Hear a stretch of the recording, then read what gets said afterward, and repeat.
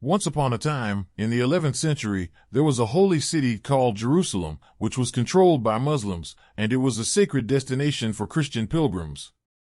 Pope Urban II, the leader of the Christian Church, was deeply concerned about the plight of the pilgrims, who would often face danger and robbery on their way to the holy city.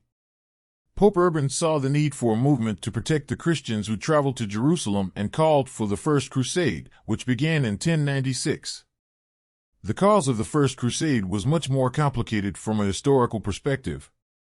Several events had led to resentment on both the Christian and Muslim sides.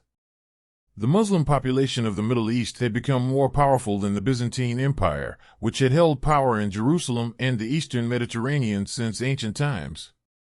Muslims had also conquered the Iberian Peninsula, which, combined with their increasing presence in southern Italy and southern France, made Europe feel threatened. The Crusaders, who were mostly European knights, were promised forgiveness of sins if they were willing to fight against the Muslims to reclaim the Holy Lands of Jerusalem. They marched through Europe and the Byzantine Empire towards the Holy Land in the east. The Crusaders captured the city of Jerusalem but were also keen to expand their territories. They established Christian kingdoms in the Levant, which presented a severe challenge to the Muslim population. Several other crusades were launched, with varying success, with the primary objective of retaking Jerusalem from the Muslims. A vast majority of these crusades encountered numerous obstacles and setbacks that included infighting amongst the Christian knights, military defeats, and economic hardships. There is no denying that the Crusaders were motivated by their religious beliefs in their quest to take back the Holy Land from the Muslims without considering political or economic motives. In addition, there have been instances of horrific war crimes committed by both the Christians and Muslims, and the conflict has been notorious for its brutality and violence. The leadership of the Muslims during the Crusades was mainly successful in uniting the Muslim armies and pushing back the Crusaders out of the Holy Land. Especially after the successful military campaigns led by the great military leader Saladin, who was the Sultan of Egypt and Syria and retaken many of the lost territories from the Crusaders. In the end, the Crusaders were forced to abandon their hopes of a united Christian kingdom in the Holy Land. Whether the Crusades had achieved their objectives of religious liberation or were an example of imperialism and colonialism is a bone of contention to this date. The Crusades had far-reaching consequences that significantly impacted the world. Trade and commerce increased, and European societies became more connected economically and culturally. Christianity became stronger as a result of extensive pilgrimages, and there was also a prolonged period of military conflict with the Muslims that resulted in cultural exchange.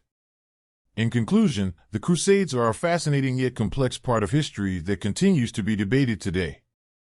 They led to a series of religious wars and prolonged military conflict between Christians and Muslims for nearly 2 centuries. The period was marked by moral complexities and power struggles that still captured the attention of historians and scholars alike. The Crusaders were a group of European knights and soldiers who embarked on a series of holy wars, known as the Crusades, to reclaim Jerusalem and the Holy Land from Muslim control. They were spurred to action by religious beliefs and the desire to make the pilgrimage route safe for Christians. Their objectives were to capture and control Jerusalem, the holy city, and establish a Christian kingdom in the Holy Land. At the same time, they hoped to extend their territories and assert their dominance over the Middle East. The Crusaders were initially fueled by the desire to protect Christian territory from Muslim incursion, but political and economic factors also played a role. European monarchs saw the opportunity to extend their power and influence by sponsoring Crusaders. They also hoped to find new markets for trade and profit, establish military alliances, and consolidate their kingdoms. The Crusaders were predominantly made up of European knights, the aristocratic class of society. They wore a white cross on their tunics, which signified their pledge to defend Christianity and their devotion to the holy cause. However, there were other groups involved in the Crusades, such as peasants, mercenaries, and even women. The Crusaders' motivations were complex, and they did not act monolithically. There were various factions and divisions within the Crusaders, and they often fought among themselves rather than against the enemy. However, they were united in their religious zeal and their desire to capture Jerusalem. The Crusaders launched several crusades over 2 centuries, spanning from the 11th to the 13th century. Although they managed to capture Jerusalem during the First Crusade, their control over the Holy Land was short-lived.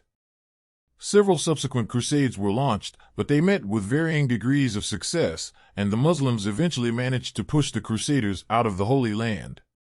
Today, the Crusades remain a controversial period in history, with some seeing them as a noble liberation campaign and others as imperialism and colonialism. Nonetheless, the Crusaders' legacy has had a profound impact on European history and the Middle East.